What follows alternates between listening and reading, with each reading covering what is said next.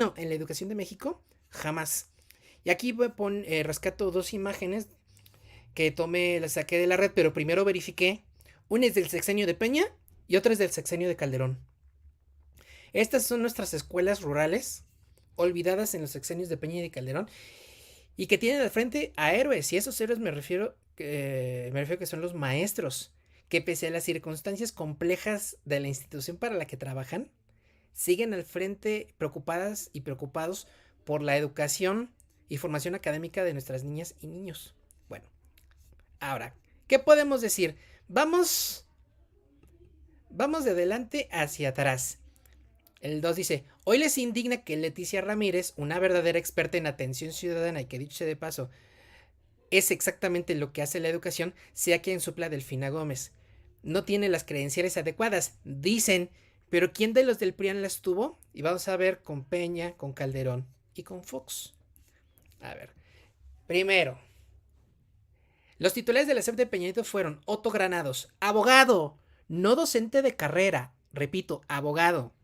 Llegó a suplir a Aurelio Nuño porque al señor, que no sabía leer, quiso ser candidato del PRI a la presidencia de la República, ¿no? Que está cuando Peña Nieto nombra a Otto Granados como secretario de Educación Pública. Entonces, abogado, no docente de carrera. Bueno, va otro. Aurelio Nuño, politólogo, se licenció en ciencias políticas, no es docente de carrera. Usó a la SEP como plataforma política. Prueba, Frida Sofía en el colegio Repsamen colapsado por los sismos de 2017. Daniel de Turbide, Lord Montajes, Carlos Loret de Mola y Denise Merken inflaron la nota. Al no funcionar, acuérdense, le echaron la culpa a la Marina.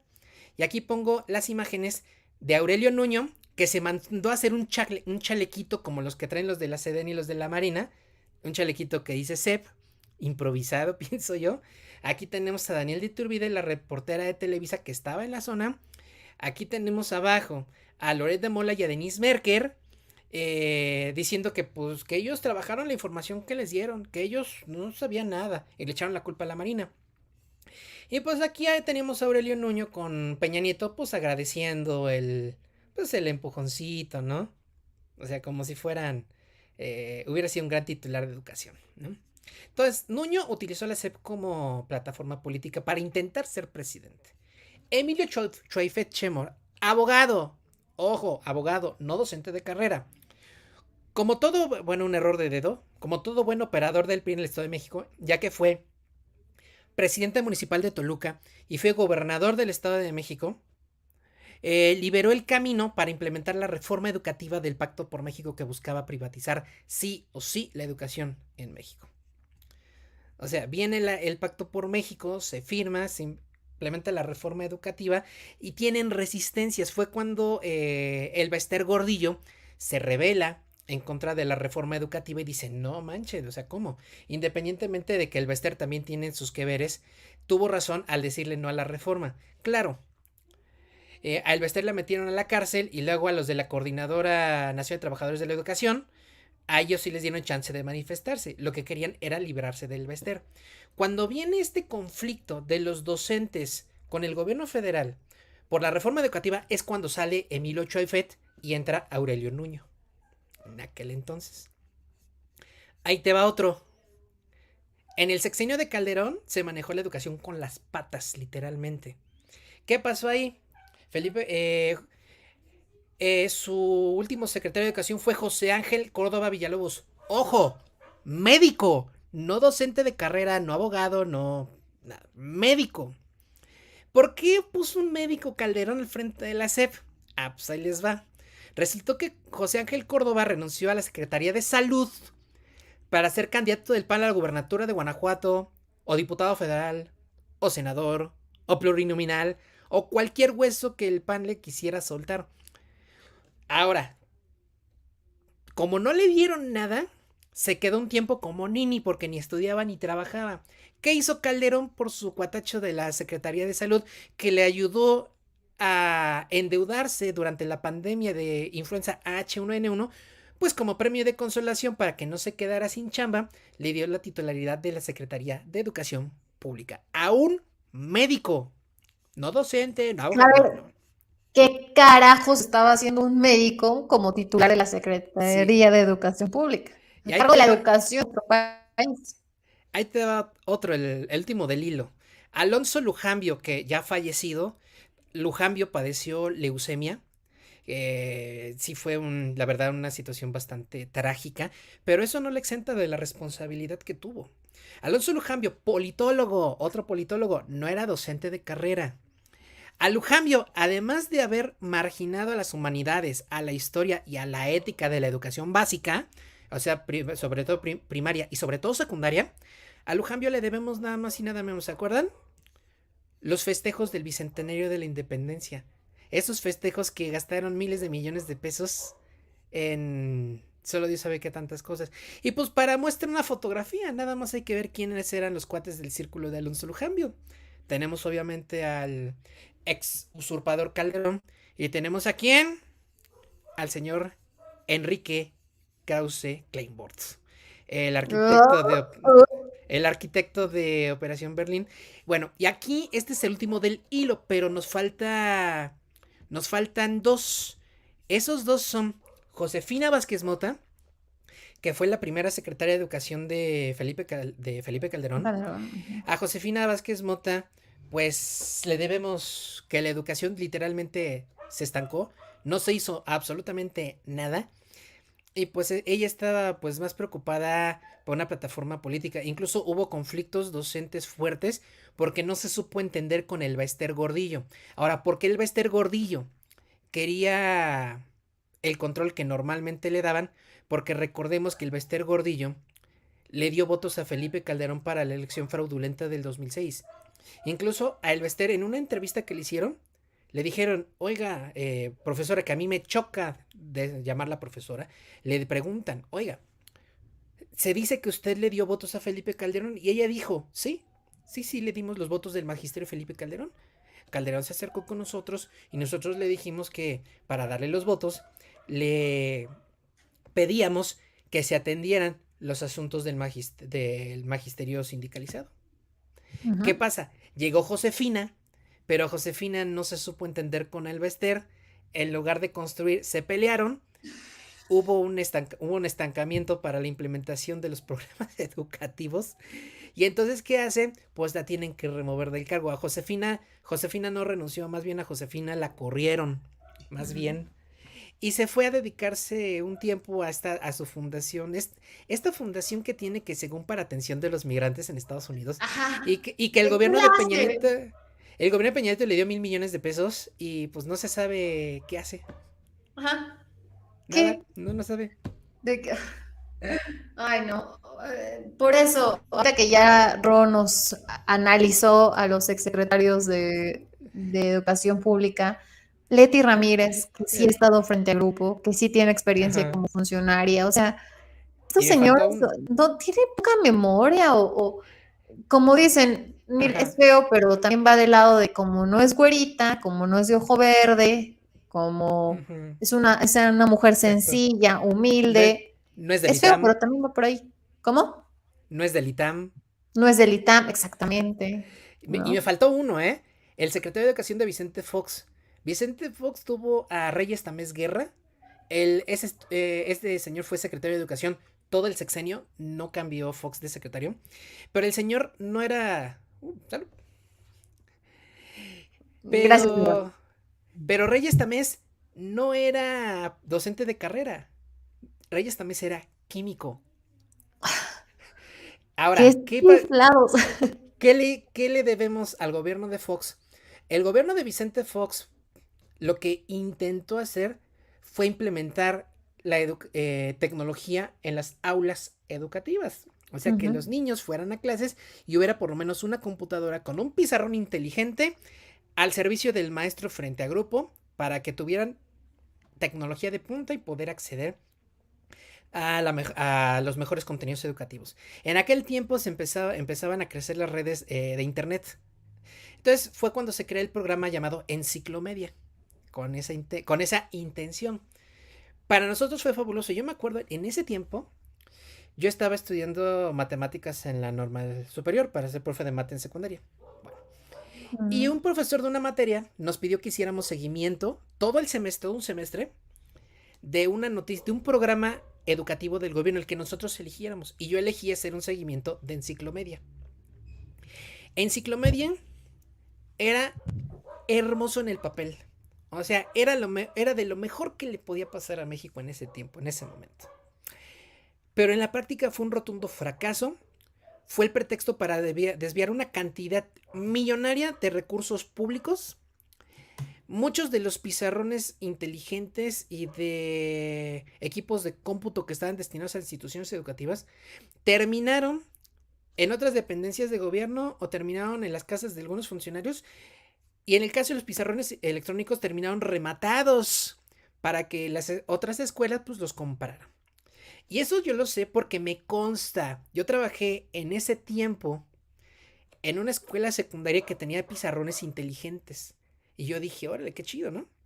Y se me ocurrió preguntar, ¿y de dónde lo sacaron?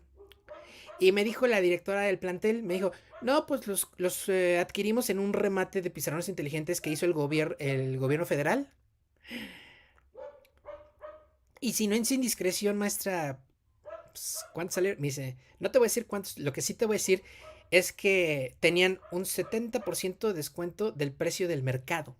O sea, los remataron. Y luego llegué a trabajar en una universidad con un pizarrón inteligente también, ya muy viejito. Y se me ocurrió preguntar de dónde lo habían sacado. Y también me dijeron que lo habían conseguido hace muchos años en un remate que hizo el gobierno federal de pizarrones inteligentes y de equipos de cómputo de lo que fue el programa Enciclomedia. O sea, Vicente Fox no nada más puso una persona que no tenía ni idea de lo que es la Secretaría de Educación Pública al frente, sino que además hizo un negociazazo y le provocó a la SEP un desfalco impresionante en recursos tecnológicos que terminaron en otra cosa muy, pero muy diferente a lo que es el quehacer educativo. Por eso cuando critican al presidente López Obrador por el nombramiento en su momento de Delfina, y ahora por el nombramiento de Leticia Ramírez, yo digo, que ya no se acuerdan que tuvimos con Fox un químico. Con Calderón tuvimos. Josefina era economista. Tuvimos una economista, un politólogo y un médico. Y luego con Calderón tuvimos dos abogados y un politólogo. Entonces, ¿de qué me están hablando?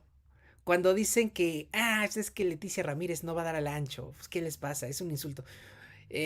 O como dice Van Pipe, me doy, así como si fueran puras ocurrencias. Ocurrencias las de las administraciones anteriores que nombraron secretarios de educación pública, gente que no tenía ni idea. Ahora, que hay que revisar muchas cosas en el contexto educativo, sí es cierto, ¿eh? Una de ellas, por ejemplo, eh, mucho se piensa de que... mucho se piensa... una disculpa. Mucho se piensa que nada más, por ejemplo, el sindicato magisterial, que son el sindicato nacional y la coordinadora nacional, y ya. Pero hay sindicatos estatales de educación. En el caso de educación media superior, cada estado tiene su colegio de bachilleres y cada colegio de bachilleres tiene un sindicato. O sea, son 32 sindicatos de colegios de bachilleres a nivel nacional. Adicional, hay organizaciones, organizaciones sindicales, campesinas y demás, que también tienen escuelas federalizadas bajo su responsabilidad, con un manejo un poco cuestionable. Entonces, el problema del sindicato magisterial no se cierra a solo dos. Hay muchos movimientos sindicales a nivel nacional y con los que tienen que negociar. Ahora, ¿por qué el presidente no hace nada con ellos? Por ahí dirán algunos, ¿no? Porque esos sindicatos tienen profesores que dependen de la Secretaría de Educación del Estado de Jalisco, del Estado de México, del Estado de Sonora, del Estado de Baja California, del Estado de Nuevo León, del Estado de Guanajuato. O sea, el presidente no puede ir y meterse a todos los sistemas educativos estatales a hacer y deshacer. Tiene que respetar la soberanía de los estados, ¿no? Y así se tiene que Así se tiene que respetar. Respetar, sí, claro. Así, Ujú. sí, se tiene que respetar porque hay que seguir una línea institucional. Entonces, cuando hay cuestiones educativas que no funcionan, hay que ver, primero, antes de echarle la bola al presidente López Obrador, hay que ver de dónde depende esa escuela. ¿Es una escuela federal o es una escuela estatal? Si es una escuela federal, sin, sin decir aguabá, tírenle duro a la Secretaría de Educación Pública, a la subsecretaría que corresponda de Educación Básica, de Educación Media Superior o de Educación Superior, y tírenle al presidente. Ahí sí, porque la escuela es federal. Pero si la escuela pertenece a la Secretaría de Educación del Estado, tírenle al gobernador, tírenle al secretario de Educación del Estado, Ujú. tírenle al sindicato estatal si es necesario, pero no le echen la bolita al presidente, por favor. Eh, hay, que, hay que ser parejos en la crítica. Así como yo estoy diciendo, este gobierno tiene muchas cosas que revisar en materia educativa todavía. También hay que ser justos y decir, hay cosas en materia educativa que no le corresponden al gobierno federal. O sea, pues no, por ejemplo, lo que te decía hace rato de Silvano Aureoles, lo del salario de los maestros. ¿Eso le correspondía al gobierno estatal? ¿Y cómo se le echó la bolita al presidente López Obrador, no? Claro, por Díganle, lo que eran las reclámenle guías. al presidente, ¿no? Sí, no, no, no. O sea, hay que ser justos y parejos en la crítica.